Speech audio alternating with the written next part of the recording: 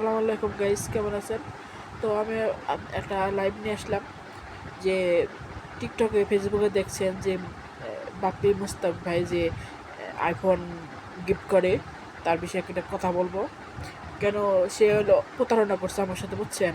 সে হলো অনেক প্রতারণা করছে। সে আমার কালকে বলছে যে আপনি গিফট পাইছেন, আপনি হলো আমার টাকা দেন। আমি দিতে চাইনি। তারপরে 1150 টাকা আমি দিছি প্রথমে। তারপরে আমার বলছে যে আপনার হলো জিনিস পাই যাবেন, তে আপনি হলো দেন নেবো, এই টাকা 3000 টাকা আরও দেন নেবো। পরে আমি 3000 দিছি, 3000 টাকা দিছি, 3000 ইয়ে 3800 টাকা দিছি। মানে মোট আমার 5000 টাকা গেছে, মোট আমার 5000 টাকা গেছে।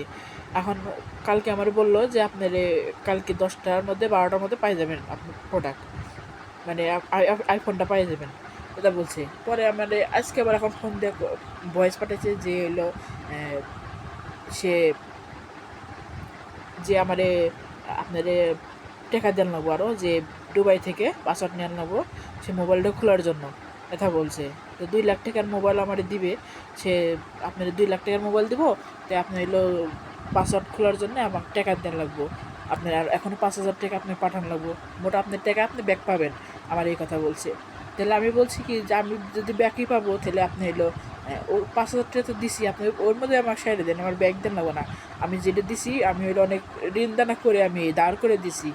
আপনারা তো ব্যবসা শুরু করে দিচ্ছেন আমার সাথে। সে আমার উল্টা কয় কি যে আপনি এলো 2 কোটি টাকার জন্য আপনি মোবাইলটা হারাবেন, আপনি মোবাইলটা নিতে পারবেন না, তাই বলছে। তা আমি আর বলছি যে আপনারা কি ব্যবসা শুরু করছেন? এটা তো ব্যবসায় দেখা যায়। আপনি আমার কালকে টোটাল যখন আপনি আমার ফোন দিবেন তখন তো আপনি আমার বললেন না যে এলো এত এত টাকা রাখবো দিতে, তখন তো আপনি আবার এসব বলেন নাই, তাহলে তো আমি এই কামটা করতাম না। আপনার অনেক অনেক ভিডিওর মধ্যে আমি দেখছি, কিন্তু আপনি এরকম প্রতারণা করেন নাই।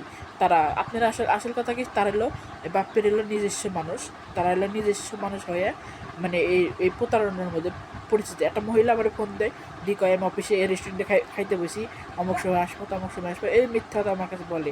কিসের জন্য মিথ্যাটা বলেন? আর এই মানুষটারে আমি ভয়েস দিয়ে ইডি দিয়ে আমি কিছুক্ষণ পরে আমি পাঠাবো যে এই মানুষটারে চিনে রাখবেন, যে এই মানুষটা এরকম বেইমানি। আর যে মহিলা ওর পিছনে যে আছে সে এলো মেন শয়তান, ও এলো ওর তো কেউ চীনা পরিচয়, হয়তো বউ কিংবা হলো চীনা পরিচয় একজন হবে। সে এলো আমার সাথে আমার প্রতারণা করছে, বুঝছেন? সে গিফট দিবে 2 লাখ টাকার, অথচ আমার থেকে 10,000 টাকা নিবে, আবার সেটা ব্যাগ দিবে। তারপর আমি বুঝি নাই, আমি 5000 টাকা দিয়ে দিছি। তারপরে এখন আবার ফোন দিয়ে কয়েক 1 ঘন্টার মধ্যে আপনি প্রোডাক্ট পেয়ে যাবেন, এলো টাকা 5000 টাকা দিয়ে নেবো।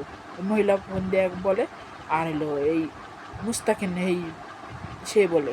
তাহলে সে তো একটা ব্যবসা শুরু করছে না? আর ব্যবসা শুরু করে আপনি 5000 টাকা নিয়ে আবার মুস্তাকিন আপনি 5000 টাকা নিয়ে কয়দিন খাবেন? আপনি আমার ঠকাইছেন না?